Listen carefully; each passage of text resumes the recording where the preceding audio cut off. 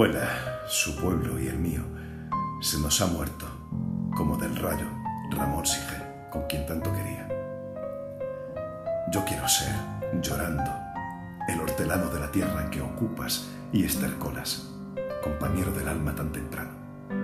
Alimentando lluvias, caracolas y órganos, mi dolor sin instrumentos, a las desalentadas amapolas daré tu corazón por alimento. Tanto dolor se agrupa en mi costado que por doler me duele hasta el aliento. Un manotazo duro, un golpe helado, un hachazo invisible y homicida, un empujón brutal te ha derribado. No hay extensión más grande que mi herida. Lloro mi desventura y sus conjuntos y siento más tu muerte que mi vida.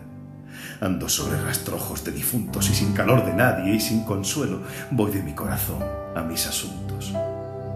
Temprano levantó la muerte el vuelo. Temprano madrugó la madrugada. Temprano está rodando por el suelo.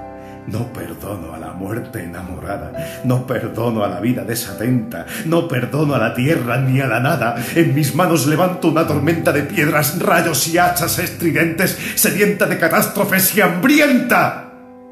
Quiero escarbar la tierra con los dientes, quiero apartar la tierra parte a parte, a dentelladas secas y calientes. Quiero mirar la tierra hasta encontrarte y besarte la noble calavera y desamordazarte y regresarte.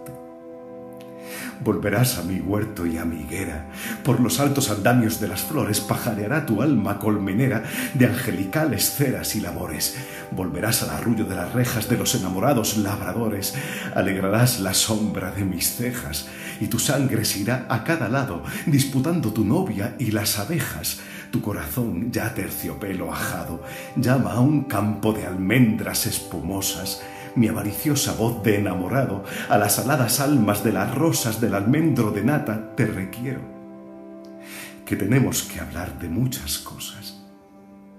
Compañero del alma, compañero.